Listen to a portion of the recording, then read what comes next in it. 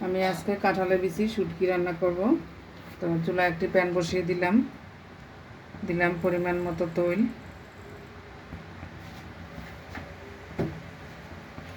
দিব একটু পেঁয়াজ, এটাকে আমি একটু ভেজে নিব।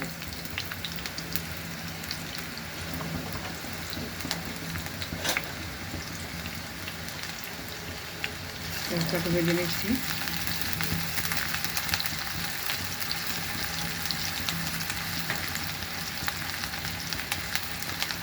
পেঁয়াজ ভাজা হয়ে গিয়েছে। এখন আমি এখানে হলুদ, মরিচ, ধনিয়া, একটু জিরার ফাঁকি পরিমাণ মতো নিয়ে নিয়েছি, এগুলি আমি দিয়ে দিলাম। একটু পানি অ্যাড করে দিলাম, একটু পরিমাণ মতো লবণ দিয়ে দিলাম।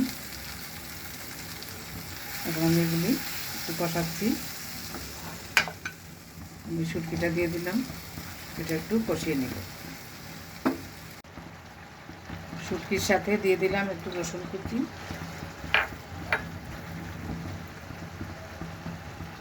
4টা কাঁচামরিচ দিয়ে দিলাম, একটু পেঁয়াজ কুচি দিয়ে দিলাম,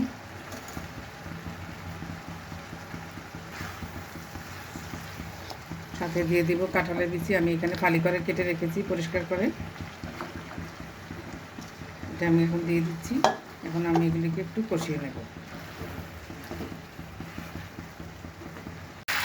কষানো হয়ে গিয়েছে, আমি এখন একটু পানি অ্যাড করে দিচ্ছি পরিমাণ মতো, সিদ্ধ হওয়া পর্যন্ত। এখন আমি ঢাকনা দিয়ে 10 মিনিটের জন্য ঢেকে দিলাম।